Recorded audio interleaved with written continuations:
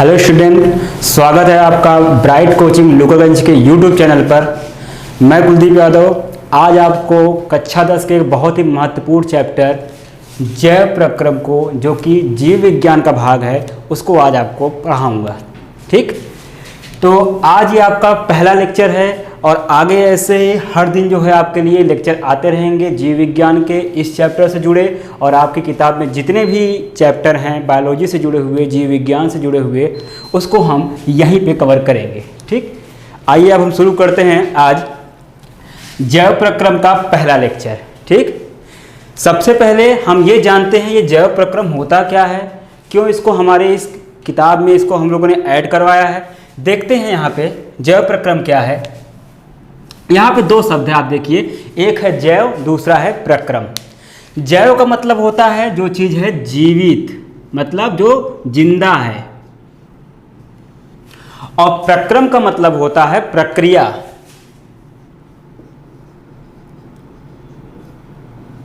ठीक, तो यहां जैव प्रक्रम इसका अर्थ है सजीवों में होने वाली प्रक्रियाओं को ही हम क्या कहते हैं, जैव प्रक्रम कहते हैं। ठीक, सजीवों में होने वाली प्रक्रिया को हम क्या कहते हैं, जैव प्रक्रम कहते हैं।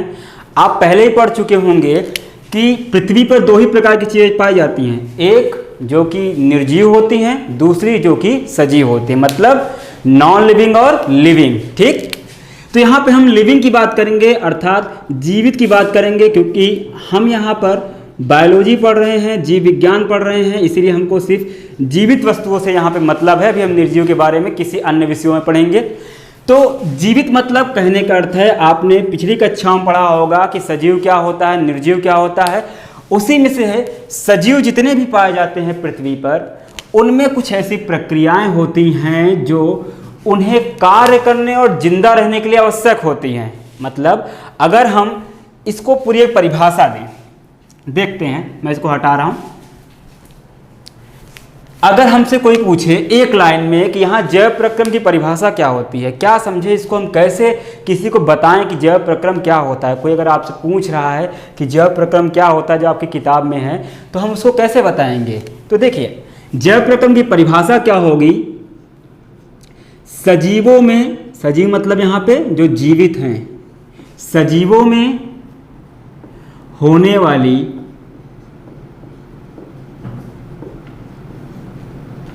वह प्रक्रियाएं, एक नहीं होती, ढेर सारी होती हैं, इसलिए हम इसे एक प्रक्रिया न कह के प्रक्रियाओं बोल रहे हैं। वह प्रक्रियाएं, सॉरी प्रक्रियाएं होगा, वह प्रक्रियाएं जो कार्य करने और जीवित रहने के लिए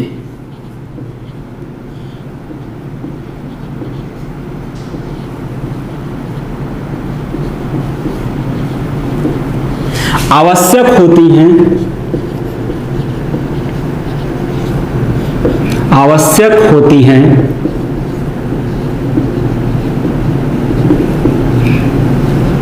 जैव प्रक्रम कहलाती हैं।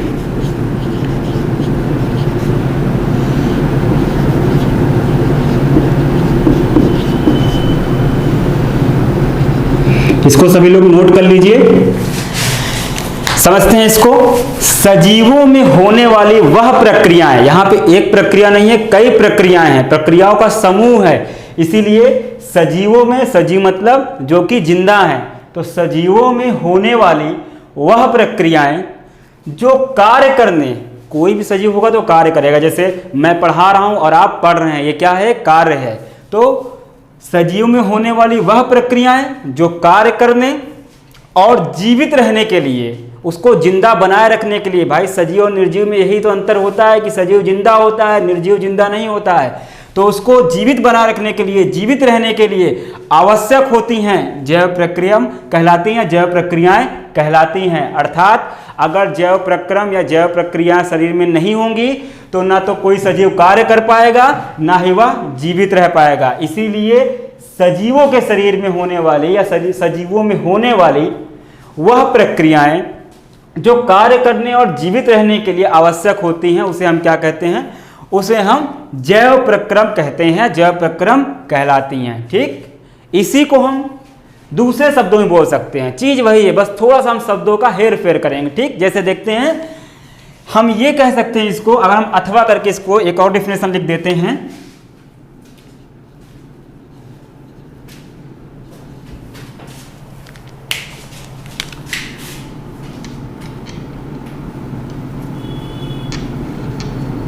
प्रक्रियाओं का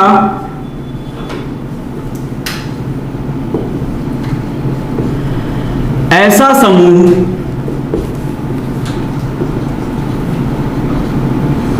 जो सजीवों में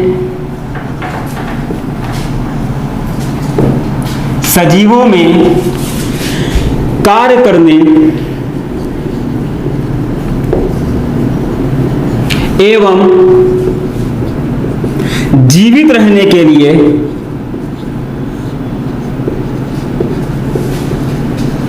रहने के लिए उत्तरदायी है,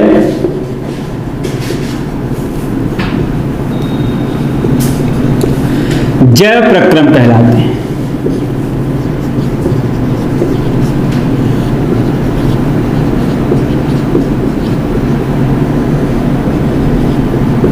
ठीक, इसी बात को हम थोड़ा दूसरे शब्दों में बताते हैं कि प्रक्रियाओं का ऐसा समूह, क्योंकि मैंने पहले बताया आप लोग को एक प्रक्रिया न होकर के कई प्रक्रियाएं हैं, तो प्रक्रियाओं का ऐसा समूह जो सजीवों में कार्य करने एवं जीवित रहने के लिए उत्तरदायी है। उत्तरदायी मतलब इसी की वजह से क्या होते हैं, जीवित रहते हैं और कार्य होता है, जैव प्रक्रम कहलाते हैं। तो ये दोनों डिफिनेशन है, दोनों परिभाषाएं हैं, आप दोनों में से चाहे जो बताएंगे दोनों सही है, एकदम सरल रूप में है, एक दो लाइन की परिभाषा मैंने छोटे में लिखा हुआ है, आप इसको याद कर लीजिए, समझ लीजिए। इस पूरे आपके चैप्टर की जो पहली परिभाषा है वो यही है, सजीव जितने भी होते हैं उनमें कुछ प्रक्रियाएं होती हैं, वही प्रक्रियाएं क्या कहलाती हैं, जैव प्रक्रम कहलाती हैं। और क्यों होती हैं, उनके कार्य करने के लिए और जीवित रहने के लिए। मतलब अगर ये प्रक्रियाएं नहीं होंगी तो ना सजीव जीवित रह पाएगा, ना ही वह कोई कार्य कर पाएगा। ठीक, अब हम आगे चलते हैं। ये प्रश्न उठता है कि आखिर वो प्रक्रियाएं कौन सी हैं जिसकी हम बात कर रहे हैं, कौन सी ऐसी प्रक्रियाएं हैं जो आखिर जैव प्रक्रम कहलाएंगी। क्या चलना फिरना दौड़ना भागना ये सब प्रक्रियाएं हैं? नहीं, ये सब प्रक्रियाएं जैव प्रक्रम में नहीं आएंगी। हम इसको मिटा करके अब आगे देखते हैं वो कौन सी प्रक्रियाएं हैं जो कि जैव प्रक्रम कहलाएंगी। ठीक, तो मैंने पहले ही बताया है कोई एक प्रक्रिया नहीं है। तो पहला जो आपका जैव प्रक्रम है वह है पोषण, यानी न्यूट्रिशन।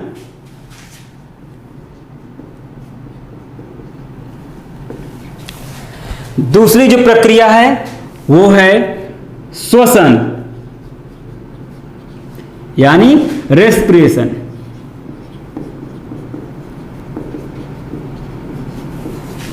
तीसरी जो जैव प्रक्रिया है या जैव प्रक्रम है वह है परिसंचरण,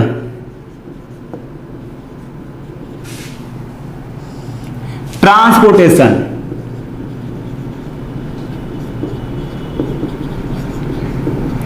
और जो अंतिम जैव प्रक्रम है वो है उत्सर्जन, यानी एक्सक्रीशन। देखिए यहां पे समझते हैं क्या होता है ये पोषण, श्वसन, परिसंचरण या उत्सर्जन। इसके बारे में पहले हम समझते हैं पोषण। पहले मैं आपको इन सब चारों के बारे में थोड़ी सी जानकारी दूंगा, फिर उसके बाद एक एक करके पोषण के बारे में जितनी जानकारी है वो, फिर श्वसन के बारे में सब कुछ, फिर परिसंचरण के बारे में, फिर उत्सर्जन के बारे में, चारों प्रक्रियाओं के बारे में हम ध्यान से पढ़ेंगे। और यह भी जानेंगे आखिर इसमें ऐसा क्या है जो इनकी अनुपस्थिति में सजीव कार्य नहीं कर सकते हैं या उनकी मृत्यु हो जाती है। ठीक, आइए देखते हैं। सबसे पहले पोषण समझते हैं कि पोषण क्या होता है। देखिए हम सभी जानते हैं कि आपने भौतिक विज्ञान में पढ़ा भी होगा कि जहां भी कोई कार्य होता है तो वहां पे आवश्यकता होती है किसकी? ऊर्जा की। मतलब अगर कहीं पे कोई कार्य हो रहा है तो वहां पे ऊर्जा का होना आवश्यक है। अगर ऊर्जा नहीं होगी तो यहाँ पे किसी प्रकार का कार्य नहीं होगा। ठीक, तो हमको ऊर्जा प्राप्त करनी है भाई। अगर हम पढ़ा रहे हैं, हम चल रहे हैं, हम बोल रहे हैं, आप बैठे हैं पढ़ रहे हैं, कोई भी कार्य कर रहे हैं, तो इसका मतलब आपको भी उसके लिए क्या चाहिए, ऊर्जा चाहिए। ठीक, तो ये हमको ऊर्जा प्राप्त कहाँ से होती है, ये ऊर्जा हमको प्राप्त होती है हमारे भोजन से। ठीक, हम क्या करते हैं, भोजन करते हैं, खाना खाते हैं,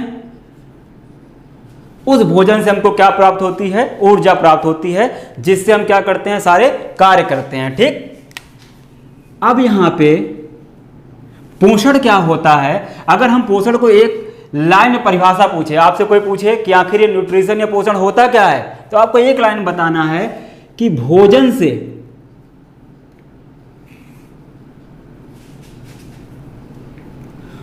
पोषक तत्व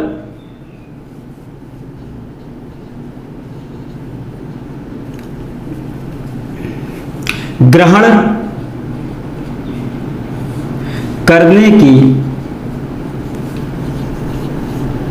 प्रक्रिया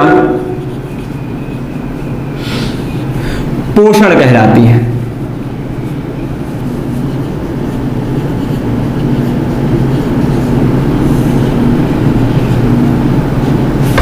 ठीक, हम यहां पे एक एक करके समझेंगे। पहले थोड़ा सा पोषण के बारे में समझ लेते हैं, फिर हम आगे श्वसन, परिसंचय, उत्सर्जन सब के बारे में धीरे धीरे समझेंगे, बहुत ही डिटेल में समझेंगे, विस्तृत रूप से समझेंगे, आप इसकी चिंता ना करिए। यहाँ पे भोजन हम जानते हैं कि हमको कार्य करने के लिए ऊर्जा की आवश्यकता होती है, तो हम क्या करते हैं, उस ऊर्जा को प्राप्त करने के लिए भोजन करते हैं। ठीक, और भोजन जो भी आप कुछ भी खा रहे हैं, दाल खा रहे हैं, चावल खा रहे हैं, रोटी खा रहे हैं, सब्जी खा रहे हैं, कुछ भी खाएंगे, उस भोजन से हमको प्राप्त होते हैं कुछ पोषक तत्व। यहाँ पे इस बात को याद रखिए, पोषक तत्व क्या होते हैं, अभी मैं आपको बताता हूँ। भोजन से क्या प्राप्त होते हैं, पोषक तत्व, और उसी भोजन से इस पोषक तत्व को ग्रहण कर लेने की, हम भोजन से पोषक तत्व को ग्रहण कर लेते हैं, तो इसी प्रक्रिया को क्या कहते हैं, हम पोषण कहते हैं। ठीक, यहाँ पे प्रश्न ये उठता है कि पोषक तत्व क्या होता है, जिसका हमने यहाँ पे जिक्र किया है कि भाई पोषक तत्व क्या है, जो भोजन पाया जा रहा है, जिसको हम ग्रहण कर ले रहे हैं। ठीक, तो देखिए मैं यहां समझा रहा हूं, आपको दिख रहा है, जो पोषक तत्व होते हैं, आप कुछ भी खाइए, आप दाल खा रहे हैं, आप चावल खा रहे हैं, आप रोटी खा रहे हैं, आप चिकन खा रहे हैं, आप मीट खा रहे हैं, कुछ भी खा रहे हैं, आप कुछ भी खा लीजिए, आपको उसमें से जो चीजें प्राप्त होंगी वो होंगी, पहला कार्बोहाइड्रेट,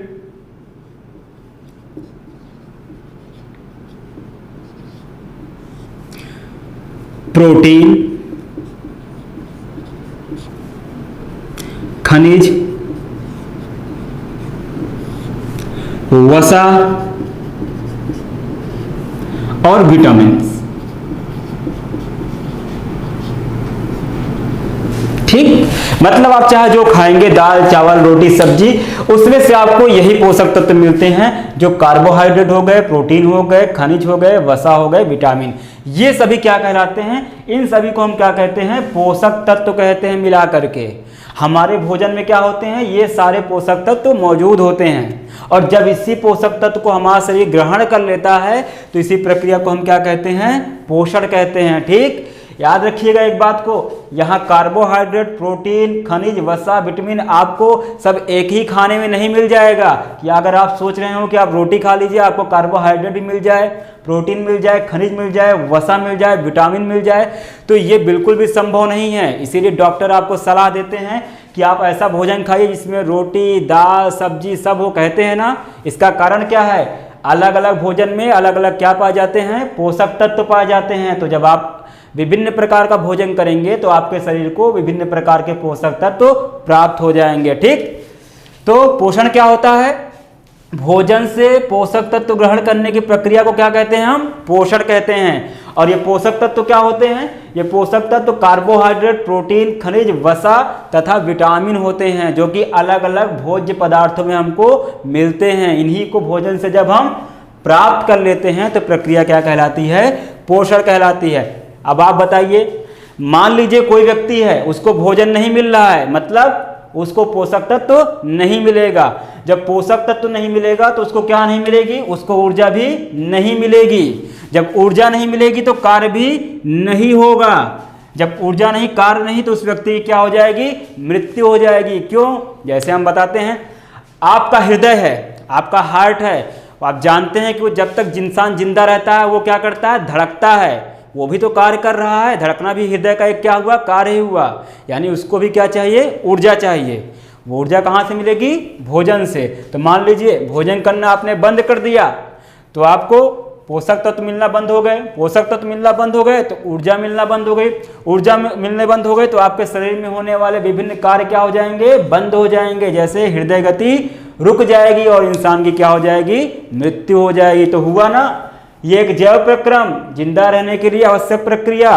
पोषण नहीं होगा तो इंसान की क्या हो जाएगी, मृत्यु हो जाएगी। इसीलिए पोषण भी क्या होता है, पोषण को हम किस में रखते हैं, एक जैव प्रक्रम में रखते हैं। ठीक, आगे पोषण में अभी आपको और भी चीजें समझनी है, लेकिन उसको समझाने से पहले मैं थोड़ा सा इनके बारे में बता दे रहा हूँ। आगे इसको हम बहुत ही ज़्यादा डिटेल में पढ़ेंगे, लेकिन पहले हम थोड़ा सा इसके बारे में जान लेते हैं कि आखिर श्वसन क्या होता है, परिसंचरण क्या होता है और उत्सर्जन क्या होता है। ठीक, देखिए आपने भोजन कर लिया, भोजन से पोषक तत्व मिल गए और उससे ऊर्जा बनानी है, लेकिन ये जो ऊर्जा आपके शरीर में बनेगी ये अपने आप नहीं बनती है। इसके लिए क्या होती हैं, शरीर में बहुत सी रासायनिक प्रक्रियाएं होती हैं और इन प्रक्रियाओं के लिए आवश्यक होता है बहुत ज़्यादा, वो होता है O2 यानी ऑक्सीजन। ठीक, मतलब भोजन से ऊर्जा प्राप्त करने के लिए आपको एक चीज चाहिए, वो क्या होती है, O2 यानी कि ऑक्सीजन, जो कि हमको वायुमंडल से प्राप्त होती है। और उसी ऑक्सीजन को वायुमंडल से ग्रहण करने की प्रक्रिया क्या कहलाती है, श्वसन। मतलब अगर हम सांस नहीं लेंगे तो शरीर में क्या नहीं आएगी, ऑक्सीजन नहीं आएगी, और जब ऑक्सीजन नहीं आएगी तो ऊर्जा भी नहीं बनेगी। ऊर्जा बनने के लिए भोजन के साथ साथ ऑक्सीजन का मिलना आवश्यक है। इसीलिए पोषण भी जितना जरूरी है उतना ही जरूरी क्या है, श्वसन भी है, क्योंकि श्वसन नहीं होगा तो ऑक्सीजन शरीर के अंदर नहीं आएगी। ठीक, तो इसका मतलब अगर श्वसन नहीं होगा तो व्यक्ति की क्या हो जाएगी, मृत्यु हो जाएगी। इसीलिए श्वसन भी क्या है, जैव प्रक्रम ही है। इसलिए हमने इसको इस जैव प्रक्रम में इंक्लूड किया हुआ है। देखिए अगला क्या है, परिसंचरण। ठीक, आपने भोजन कर लिया, खाना खा लिया, आपके पेट में पहुंच गया, आपने सांस ली, ऑक्सीजन आपके फेफड़े में पहुंच गई, लेकिन अब इस भोजन के पोषक तत्व को, इस ऑक्सीजन को शरीर के सारे भाग में पहुंचाना है। शरीर के सारे भाग में क्यों पहुंचाना है, सबने 9th में पढ़ा है कोशिका के बारे में, तो आपने एक शब्द पढ़ा होगा माइटोकॉन्ड्रिया।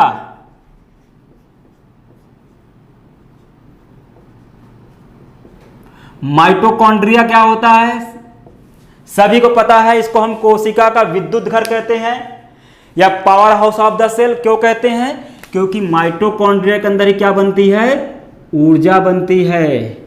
ठीक, और ऊर्जा कैसे बनेगी, जब शरीर में क्या जाएगा, पोषक तत्व और ऑक्सीजन।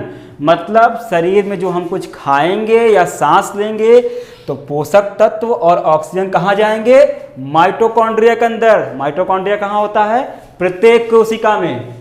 तो अब देखिए क्वेश्चन ये उठता है कि आखिर इन सबको लेकर हर कोशिका तक जाएगा कौन, भाई कोई ना कोई चीज तो चाहिए। कोई शरीर में गाड़ियां थोड़ी ना चल रही हैं कि कोई ट्रेन चल रही है पूरी ऑक्सीजन को और फूड को अपने ऊपर लाद लेगी और पहुंचा देगी हर एक कोशिका तक, ऐसा नहीं हो सकता। तो होता क्या है, इस पोषक तत्व को और ऑक्सीजन को हर एक कोशिका के माइटोकॉन्ड्रिया तक पहुंचाना है। और ये कार्य कैसे होगा, ये कार्य होगा एक विशेष प्रक्रिया से, जिसको हम क्या कहते हैं, परिसंचरण। तो मान लीजिए परिसंचरण अगर नहीं होगा तो ऑक्सीजन और पोषक तत्व आपकी कोशिकाओं तक नहीं पहुंचेंगे, और जब ऑक्सीजन और पोषक तत्व कोशिकाओं तक नहीं पहुंचेंगे तो ऊर्जा नहीं बनेगी। इसीलिए परिसंचरण भी क्या है, एक बहुत ही आवश्यक प्रक्रिया है। ठीक, आगे देखते हैं उत्सर्जन के बारे में। उत्सर्जन क्या होता है, जैसे मान लेते हैं हम घर में क्या करते हैं, खाना बनाते हैं। आज हम खाना बनाते हैं तो होता क्या है कि सब्जी के छिलके हो गए, पैकेट हो गए, ऐसे बहुत सी चीज़ें होती हैं जो आपके उस खाना बनाने में यूज़ नहीं होती है, तो उसे आप क्या करते हैं, उठा करके बाहर फेंक देते हैं घर से, घर में रखते नहीं है ना। अगर घर में रखेंगे तो क्या होगा, बीमारियां फैलेंगी, आप बीमार हो जाएंगे, आपकी मृत्यु भी हो सकती है। नहीं, ऐसा नहीं होगा, मजाक कर रहा था। देखिए, जहां भी कहीं कुछ ऐसे पदार्थ होते हैं जो कि हमारे किसी काम के नहीं होते हैं तो हम उसे क्या करते हैं, बाहर फेंक देते हैं। तो शरीर में भी क्या होगा, जब इतनी प्रक्रियाएं होती हैं तो कुछ ऐसे तत्व बनते हैं जो किसी काम के नहीं हैं, तो हम क्या करते हैं, उसको शरीर से क्या करेंगे, बाहर फेंक देंगे, शरीर से क्या करेंगे, बाहर निकाल देंगे।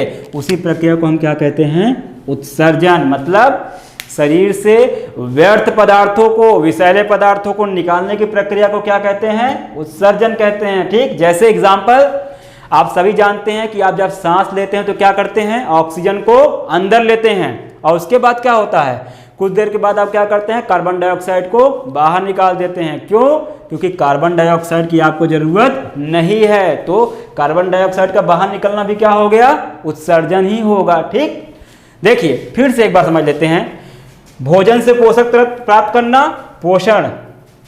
वायुमंडल से ऑक्सीजन प्राप्त करना, श्वसन। पोषक तत्व और श्वसन को शरीर के हर तरफ, हर कोशिका तक पहुंचाना, परिसंचरण।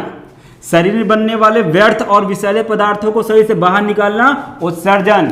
तो ये सभी प्रक्रियाएं क्या होती हैं, जैव प्रक्रम कहलाती हैं। अगर इनमें से माफ करिए, अगर इनमें से कोई भी प्रक्रिया रुक जाएगी तो क्या हो जाएगी, इंसान की मृत्यु हो जाएगी। परिभाषा याद है आपको कि कार्य करने के लिए और जीवित रहने के लिए जो आवश्यक प्रक्रियाएं होती है वही क्या होती हैं, जैव प्रक्रम होती हैं। तो ये प्रक्रियाएं क्या हैं, जैव प्रक्रम। देखो भाई, इसी से ऊर्जा मिलेगी तो कार्य होगा और इसी से क्या होगा, इसी से व्यक्ति क्या होगा, जीवित भी रहेगा। ठीक, अब देखिए ये तो हो गई आपकी 4 प्रक्रियाएं।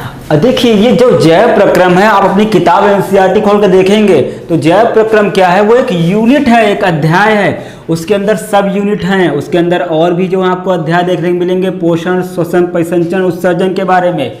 तो यहाँ सभी को क्लियर है ना कि ये क्या है, ये सभी जैव प्रक्रियाएं हैं। अब हम क्या करेंगे, एक एक करके इन प्रक्रियाओं के बारे में डिटेल में पढ़ना शुरू करेंगे। ठीक, तो सबसे पहला क्या है, पोषण। परिभाषा आपको याद होनी चाहिए।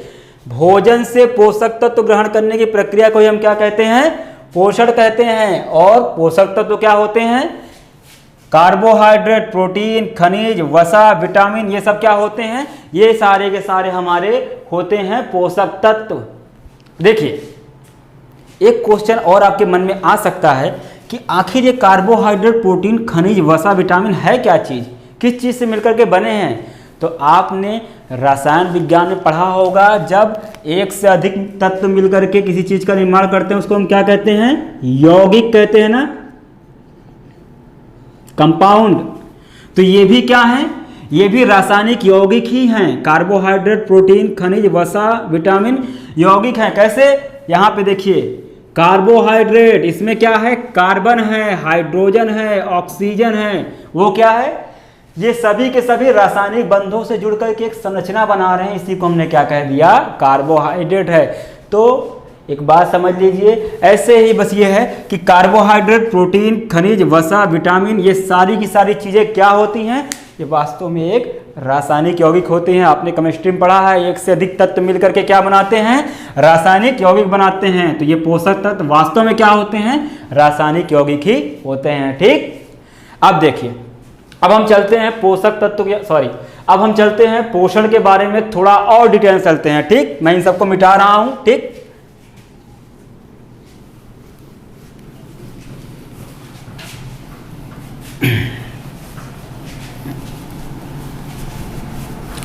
चलिए अब हम क्या करते हैं, पोषण के बारे में पढ़ना शुरू करते हैं।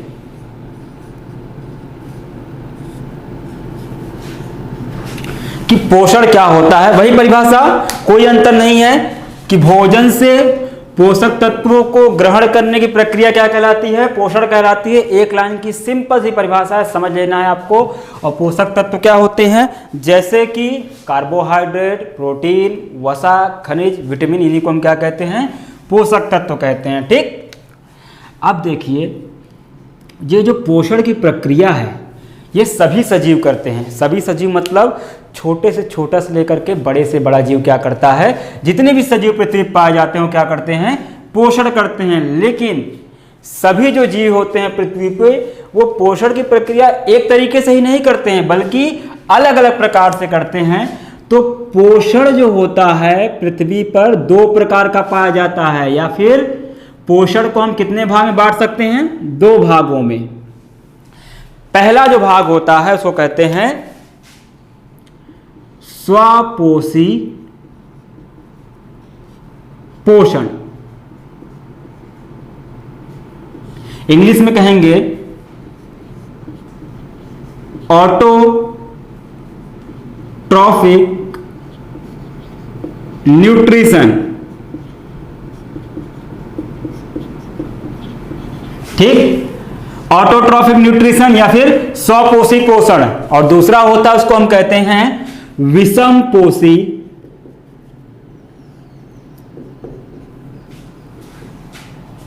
पोषण, इंग्लिश में कहेंगे हेट्रोट्रॉफिक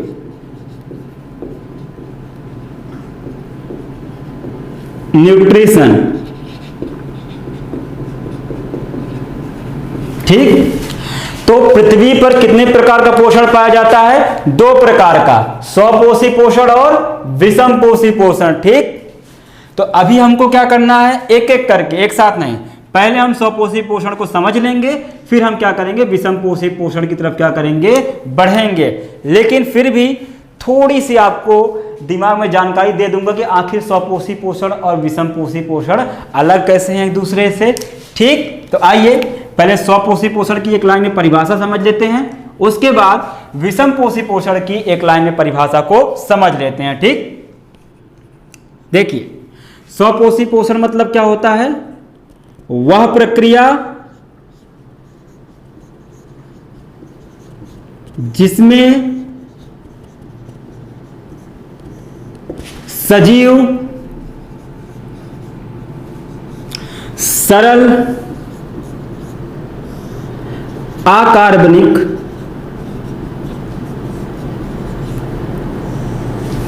पदार्थों की सहायता से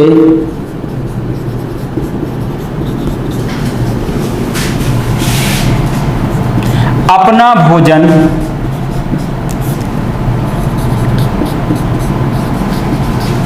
स्वयं बनाते हैं,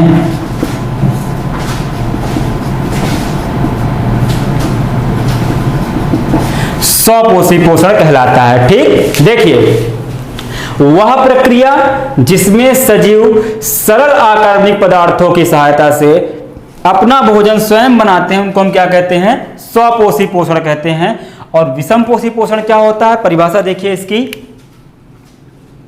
वह प्रक्रिया जिसमें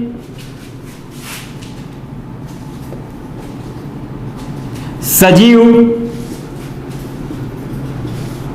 पोषण के लिए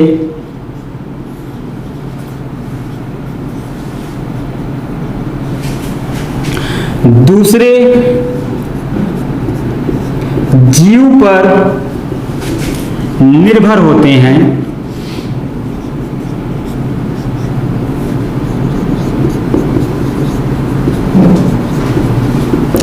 विषमपोषी पोषण कहलाता है। ठीक, देखिए समझ लेते हैं इसको। स्वपोषी पोषण वह प्रक्रिया जिसमें सजीव सरल अकार्बनिक पदार्थों की सहायता से अपना भोजन स्वयं बनाते हैं। और विषमपोषी पोषण मतलब वह प्रक्रिया जिसमें सजीव पोषण के लिए दूसरे जीव पर निर्भर होते हैं। मैं आपको एक एग्जांपल देता हूं, एक उदाहरण देता हूं।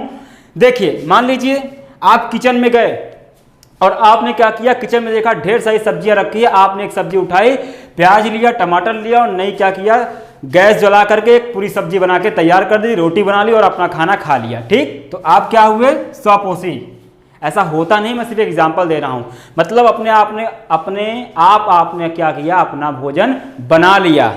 दूसरा क्या है, आप किचन के बाहर बैठे हैं, मम्मी खाना बना रही हैं, मम्मी खाना बन गया, ठीक है लाइए हम खाएंगे।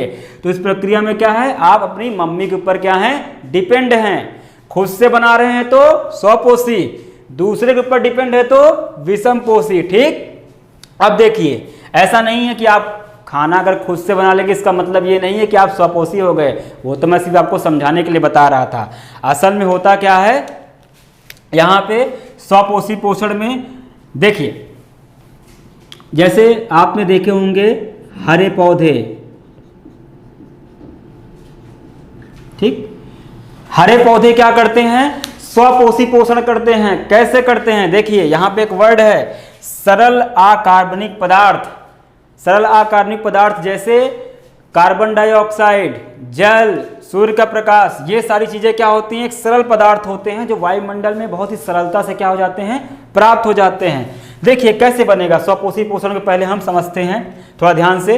विषम पोषी पोषण को अभी थोड़ा देर के लिए भूल जाते हैं, इसे समझाने के लिए था, क्योंकि आगे इसको हम डिटेल में पढ़ेंगे।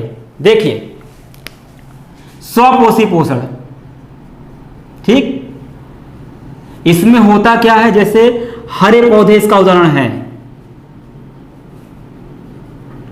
ठीक। हरे पौधे क्या करेंगे, ये देखिए, ये सरल अकार्बनिक तत्व जैसे कार्बन डाइऑक्साइड CO2 कहते हैं, H2O जिसको जल कहते हैं, सूर्य का प्रकाश,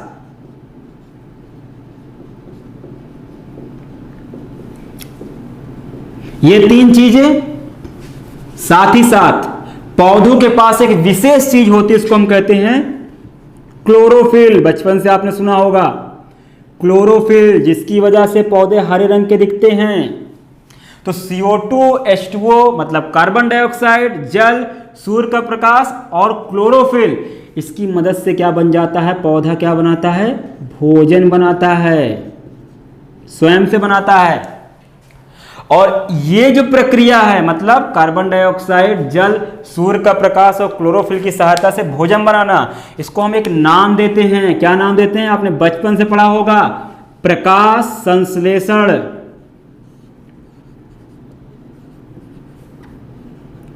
यानी इंग्लिश में कहते हैं फोटोसिंथेसिस।